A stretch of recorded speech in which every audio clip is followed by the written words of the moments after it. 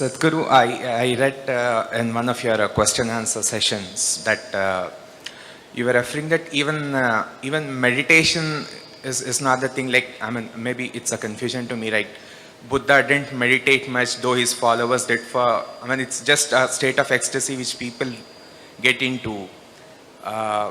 Is it that, like, of course, I meditate and get the feeling of bliss and ecstasy, and it remains throughout the day. Is that enough for a spiritual journey? I'm a bit confused. It's enough incentive. It's only an incentive. Ecstasy is only an incentive. If it's painful, would you do it? No. So you feel blissful and ecstatic, that's only an incentive, that's not the goal. So Buddha was ecstatic? No, Buddha was never ecstatic. Did you ever see him dancing? He just sat like this. That's different. If I ask you to sit like that, would you sit? No. You need some incentive. So, just creating that sweetness in the system is an incentive. And above all, if you are feeling ecstatic within yourself, you become a better human being, isn't it? Aren't you? When you're very happy, aren't you a wonderful human being? Only when you're unhappy, you're a nasty human being, isn't it? Isn't it so? When you're happy, you're a wonderful human being, everybody is, isn't it?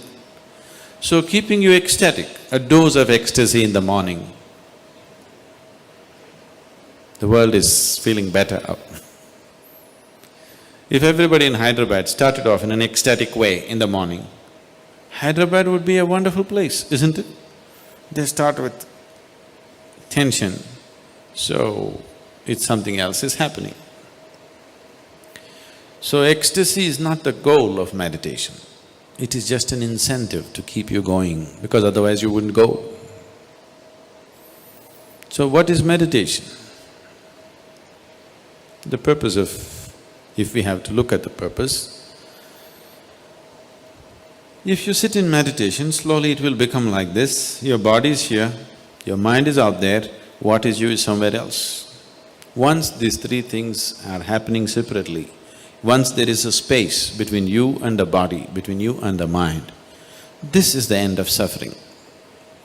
Once the fear of suffering is taken away, only then you will keep your instinct of self-preservation down, otherwise you won't keep it down. As long as the fear of suffering is there, you will not keep the instinct of self-preservation down. The only reason why you are naturally not spiritual is because you have empowered your instinct of self-preservation too much. All the time it is trying to make you like a bubble in the world, separate bubble, not willing to mix with anything. So unless you keep your instinct of self-preservation down, you will not become spiritual in any way. You will not know life as one happening. You will always be an individual, trapped.